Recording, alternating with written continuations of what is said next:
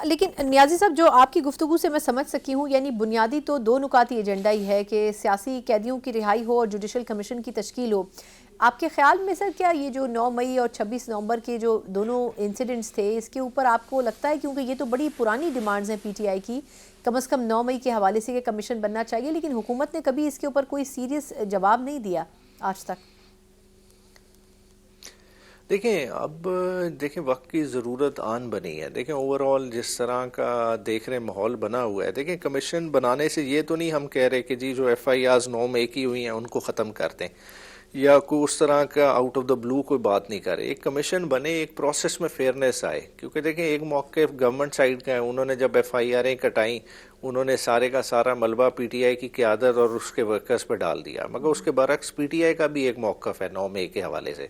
PTI ये नहीं कह रही कि 9 मई के वाक़यात नहीं हुए, वो वाक़यात ज़रूर हुए हैं, मगर वो वाक़यात कराने में कोई और क़ुव्वतों का हाथ है। तो वो चीज़ें तभी सामने आएंगी जब वो फुटेजेस, वो इमेजेस, वो चीज़ें सामने लाई जाए, उनको कनेक्ट किया जाए, पीटीआई की तरफ से जो शहादतें हैं उनको भी रिकॉर्ड किया जाए, तो सारी चीज़ों को देख के फिर जो है ना एक ब्रॉडर फैसला सामने आएगा। तो मेरे ख्याल से इसमें कोई मुज़ायका नहीं है, इसमें गवर्नमेंट को भी स्टेप लेना चाहिए। साथ ही साथ देखें, मॉडल टाउन में एक खून रेजी हुई थी, हमने मॉडल टाउन के कातिलों को छोड़ दिया। देखें इस चीज़ को हम अगर अपने लॉजिकल एंड पे नहीं पहुंचाएंगे तो देखें सियासी प्रोटेस्ट करना, सियासी जद्दोजहद करना इस मुल्क में बहुत मुश्किल हो जाएगा, और इस तरह की आमराना ज़हनियत जो है ना और ज़्यादा मजबूत होएगी। तो ये अब मुनासिब वक्त है, सियासी कुव्वतें सियासी फैसला करें और चीज़ों पे बढ़ें। और ये देखें, ये दो पॉइंटर्स इनको टेबल पे लाएं, और मेरे ख्याल से और भी बहुत सारी चीज़ें इस नशिस्तों में डिस्कस होंगी, और अल्टीमेटली पाकिस्तान में अर्ली इलेक्शन का रास्ता भी इसी मुज़ाकरात की टेबल से खुलेगा। नहीं सर, वैसे तो अनऑफिशियली बहुत सारी बातें हो रही हैं कि ये डिमांड है, वो डिमांड है, इस पे बात करनी है, पीटीआई ने उस पर बात करनी है, लेकिन 5-7 डिमांड से आई थिंक जॉ डाउन करके कोई 2-3 नुकाती एजेंडे के ऊपर पीटीआई आ चुकी है। एक तो फरमाइएगा कि वो 3 नुकाती एजेंडा है क्या, और दूसरा, खान साहब ने एक सर्टन टाइम फ्रेम की बात की है।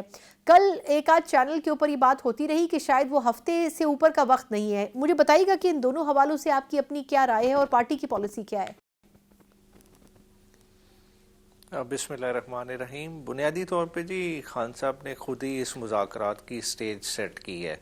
अगर देखें, कमेटी पहले खान साहब ने खुद बनाई, 5 रुकनी पे इजाफा हो गया, 7 रुकनी में चली गई, और उसके बाद गवर्नमेंट साइड ने भी अपनी कमेटी बनाई और बैठ गए, और जो एजेंडा भी आया वो खान साहब ही की तरफ से आया। और उन्होंने स्टार्टिंग में ही जो 2 पॉइंट्स दिए, सबसे पहला पॉइंट जो फोरमोस्ट था, असीरान की रिहाई, और दूसरे नंबर पे कमीशन की फॉर्मेशन की डिमांड की थी 9 मई के हवाले से और 26 नवंबर के हवाले से, और यही डिमांड्स को लेके तहरीक इंसाफ की टीम आगे बढ़ रही है। अब 2 को जो बैठक होगी, जाहिर तो कहा है कि चार्टर ऑफ डिमांड जी पेश करें, मगर जाहिर बात है गवर्नमेंट साइड को भी आइडिया है कि डिमांड्स हैं क्या, तो उस पर वो जाहिर बात है अपना होमवर्क करेंगे और इसी चीज़ को आगे लेके चलेंगे। मगर मैं जिस तरह से इसको देखता हूँ कि देखें, मुज़ाकरात चलेंगे और चलने चाहिए। बुनियादी तौर पे जमहूरी कुव्वतें आपस में बैठती हैं, उस पर बात करती हैं, तो बातचीत तो शुरू हो गई। मगर जिस तरह कल की मुलाकात में खान साहब ने बैरिस्टर कौर को भी कहा कि एक टाइम फ्रेम होना चाहिए। देखें उसकी वजह क्या है, बुनियादी तौर पे पीटीआई में एक तासुर पाया जाता है। तासुर ये कि जी नशिस्त हुई और उसके बाद अचानक से 2 जनवरी पे हम चले गए, और 2 जनवरी पे जाना इतना एक तवील अरसा है। उस दौरान देखें कहीं हम 26 नवंबर वाले वाक़े को तो कहीं पसे पुष्ट तो नहीं डाल रहे। देखें जो तहरीक इंसाफ के साथ ज्यादती हुई, जो वर्कर्स शहीद हुए, उनकी आज तक एफआईआर लॉन्च नहीं हुई, उनकी प्राइवेट कंप्लेंट फाइल हो गई, तो वो चीज़ों को भी तो फॉलो अप होना है। तो इसलिए अगर मानी खेज होने हैं मुज़ाकरात, तो इन्हें टेबल पे और बैक टू बैक नशिस्तों में जो है ना डिस्कशन होनी पड़ेगी। अगर इस तरह हफ्ते हफ्ते की डेटें एक दूसरे को देते रहेंगे तो फिर ये मानी खेज नहीं रहेगा।